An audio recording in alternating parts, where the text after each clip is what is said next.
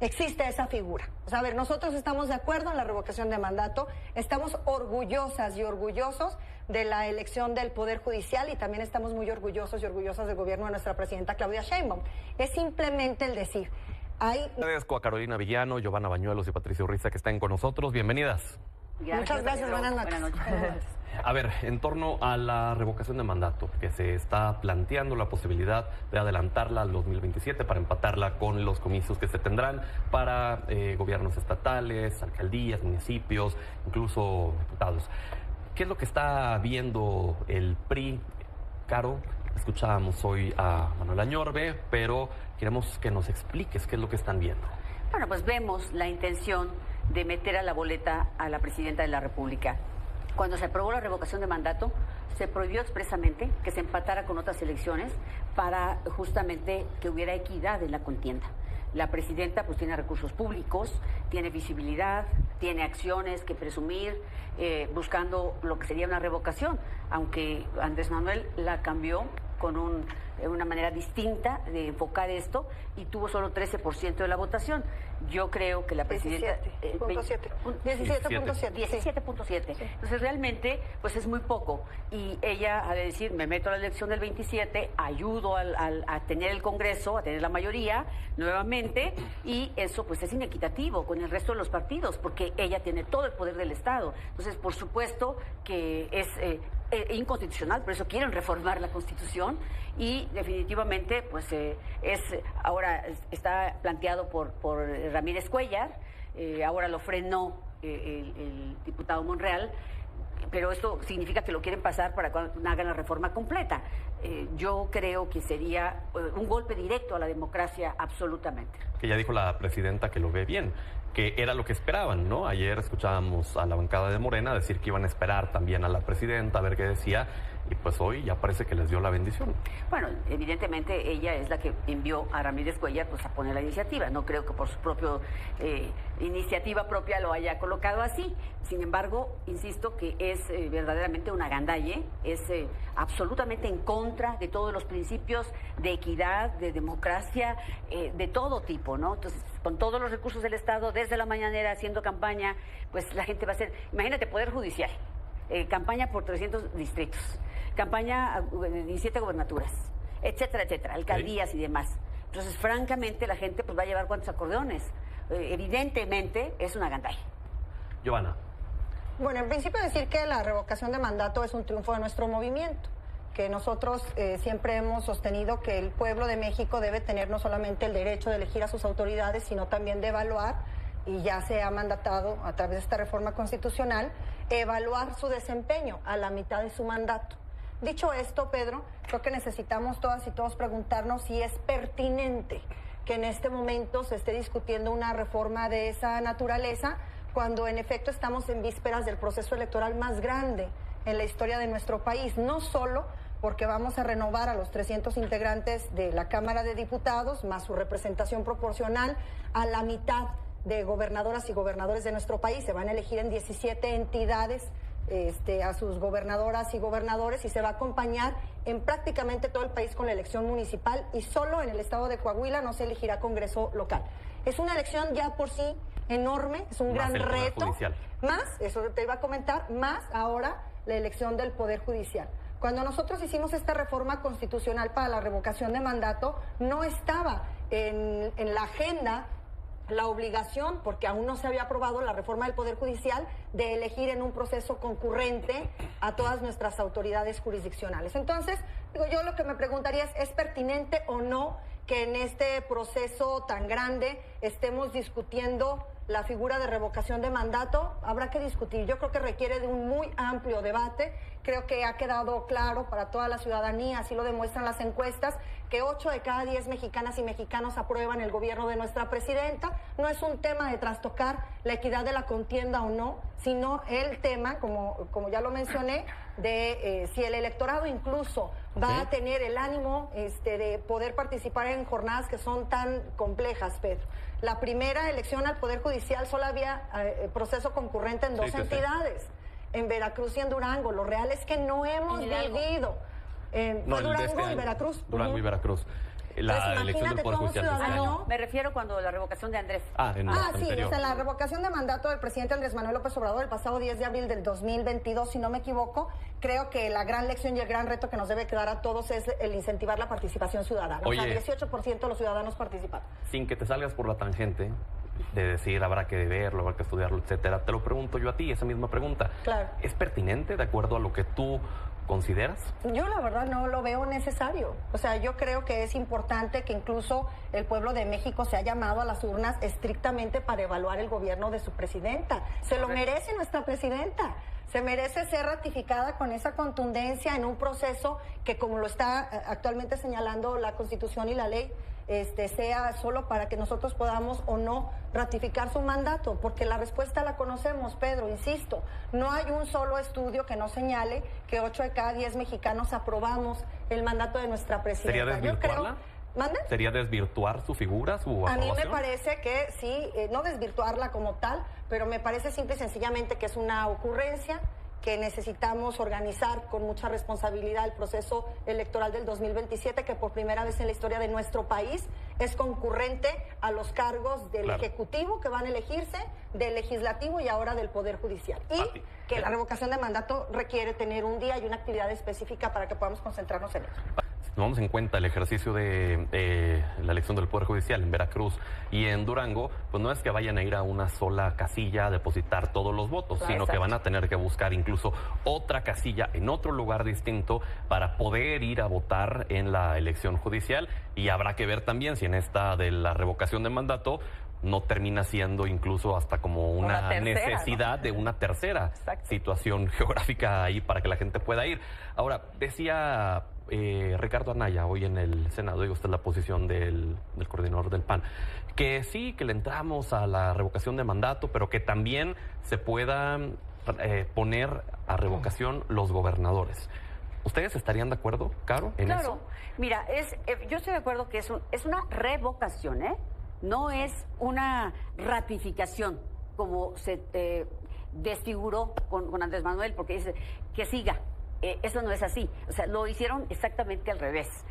Es una revocación. Así se llama la figura. Así lo dice el artículo constitucional, el 35 constitucional. Y tiene que haber previamente un porcentaje de población, que 3%, si no me equivoco, que tiene que decir si perdió la confianza y quiere hacer la revocación. Ahora, ese es el mecanismo, En los estados sí vendría muy bien, ¿no? A la gente de Veracruz le urge una revocación de mandato. No, y yo te puedo decir que en el caso de Michoacán, pues evidentemente el problema más importante es el gobernador. O sea, sin duda. Entonces, creo que es importante usar el mecanismo. Nosotros estamos de acuerdo, pero dice la Constitución que no se pueden juntar, porque son dos cosas distintas. Yo voy a elegir a un representante, a un gobernador o diputado o alcalde, y voy a revocar a otro. ¿Revocar o no? ¿Voy por la revocación, sí o no? Nada más va eso. ¿Quiero revocarlo, sí o no? No hay otra. Así debe ser. Entonces tú estás revolviendo dos cosas completamente distintas. De por sí ya hay complejidad. El pretexto de que se van a ahorrar una lana, yo les digo de dónde se pueden ahorrar una lana. Creo que hay muchas maneras de ahorrársela. De entrada no hubiéramos hecho lo del Poder Judicial y créeme que estaríamos en otra condición. Giovanna, ¿cómo ves esta figura que propone el PAN de que se pueda revocar a los gobernadores? En principio, pues le hace falta información a Ricardo Anaya. A ver, si él está diciendo que en el proceso electoral intermedio del Ejecutivo Federal, o sea, de la presidenta Claudia, se pueda revocar a los gobernadores, ¿de qué gobernadores está hablando? Porque justamente ese día, es que ese día se eligen a 17. ¿Cómo vas a revocar si la revocación justamente señala en su texto constitucional que es a la mitad de su mandato?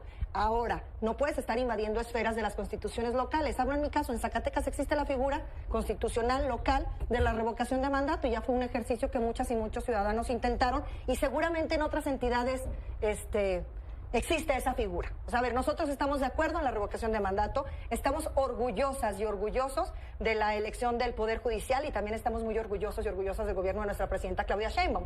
Es simplemente el decir, hay necesidad de que se abra este debate. La elección que vamos a vivir en el 27 no la hemos vivido en la historia de nuestro país, Pedro. Te lo hablo no solamente como militante, sino como dirigente nacional de un partido en el que te toca, desde la selección de tus candidatos, un mecanismo que sea transparente, llamar a la ciudadanía, lograr atraerla hacia tu proyecto político electoral, hasta evidentemente conquistar que ciudadanos quieran representarte en las casillas.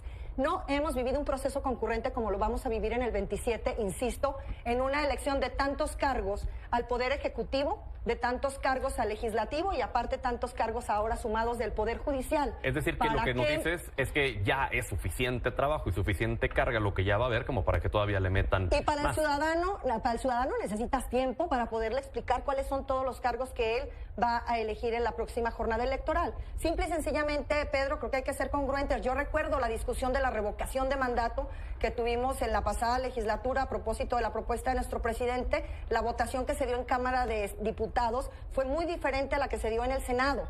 En el Senado solamente 2 legisladores votaron en contra, recordarás, Gustavo Madero y Álvarez y Casa. ¿Por qué solamente 2? Justamente porque modificamos la fecha de la realización de la revocación de mandato, que era el debate que se estaba dando en la Cámara de Diputados. No veo necesidad, insisto, no creo que sea un debate pertinente el que en la jornada del 2027 estés llamando a la revocación de mandato de nuestra presidenta. Pero esa tendría que ser el gobierno la fecha, ¿verdad? Fue una negociación que se hizo en el Senado de la República. O sea, que esa tendría que ser la naturaleza, ¿no? De una revocación de mandato, que provenga de la ciudadanía hacia los gobernantes y no del propio gobierno hacia sí mismo. Sí, lo que pasa es que desafortunadamente no, por ejemplo, en muchos estados donde no se está dando, porque hay requisitos para hacer la revocación, tiene que haber un 3% de firmas. Entonces, ¿cómo se organizan? ¿Quién lo hace? Eso tiene de alguna manera un costo para movilizarse, para poder publicitar, para hacer el mecanismo jurídico y demás. Entonces, yo creo que hay que facilitarlo y evidentemente es un derecho de la ciudadanía, pero es revocación, no es elección ni es ratificación. Eso es lo que, si nosotros apoyamos, votamos a favor, justamente con la condición de que no se juntara con las elecciones. Claro. Oye, Caro, ¿cómo has visto el plan Michoacán que se presentó apenas este fin de semana? La semana pasada no pudimos platicar contigo, estabas fuera del país. Sí, muchas gracias. Pero ¿cuál es tu visión respecto a esto? ¿Va a poder solucionar, contener la situación de inseguridad en Michoacán? Mira, yo lo veo más como un plan de desarrollo, tiene programas sociales, hacen una suma de dinero, sumando todo lo que ya se derrama con este plan o sin este plan, que tiene que ver con los programas ya existentes y que están planificados como en otros estados. Primer punto. Segundo punto, me parece que el problema principal es la captura del Estado por los grupos delincuenciales, que hoy demuestran que tienen más fuerza que el propio Estado. Hay campos minados, cobran piso en lugar de que Hacienda cobre impuestos, hacen una serie de cosas sustituyendo al Estado. Si no nosotros rescatamos al Estado, va a ser muy difícil. Por eso ha fracasado otros planes. Yo creo que hoy dicen, no, es que no va a haber, no es una guerra. Pues probablemente no se le puede llamar así, pero van a ir los mismos números de efectivos que mandó Calderón, el mismo número. Entonces, yo creo que el principal problema, incluso materialmente, es el gobernador Bedoya. Es un estorbo, porque está coaligado con la delincuencia. Entonces, es muy difícil que pueda implementar un programa de este tipo, donde van a hacer estufas de leña y van a hacer becas que ya existen, ese tipo de cosas. El problema fundamental está en otro lado. Entonces, yo sí creo que sale de la urgencia esto y está planteado, no lo hicieron allá, lo hicieron acá en México, con todo el gabinete. Me parece que nace mal. Giovanna. Parece un esfuerzo extraordinario que está haciendo el gobierno federal y que nosotros celebramos, más de 100 acciones concretas, específicas, divididas en 12 ejes, una inversión de 57,000 millones de pesos, Pedro, y expresa la voluntad de este gobierno de poder hacerle frente con absoluta responsabilidad y transparencia a un problema muy complejo que estamos viviendo en el estado de Michoacán. El compromiso de la presidenta de evaluar personalmente los resultados de esta estrategia cada 15 días y de hacerlos públicos cada mes, me parece que es algo digno de reconocer y que por el bien de las michoacanas y de los michoacanos en el Partido del Trabajo deseamos que sea muy exitosa esta estrategia. Por lo pronto celebramos la contundencia con la que, y la inmediatez también, con la que se integró este plan para el estado de Michoacán para poderlo pacificar, y creemos que evidentemente no es una misma estrategia la que puede darse en gobiernos anteriores, aunque puedas asimilar el número de elementos de la Guardia Nacional que se apersonarán, porque definitivamente no está en manos de las mismas personas con la misma ética, con el mismo compromiso que en su momento lo estuvo con personajes tan cuestionables que aquí ya hemos hablado en múltiples ocasiones. Nos acabó el tiempo, pero les pido una conclusión breve, por favor, Caro. Muchas gracias. Mira, yo creo que lo que estamos viendo en Michoacán es qué pasó en el tiempo de López Obrador. Se duplicó todo. El número de homicidios, el número de creció enormemente la extorsión, de desaparecidos, se duplicó todas las cifras enormemente. ¿Por qué? Porque no hubo una estrategia. Y cuando habla la presidenta y otros actores, se refieren a Calderón y se brincan a López Obrador, que es donde se descompuso todavía más la situación. Giovanna.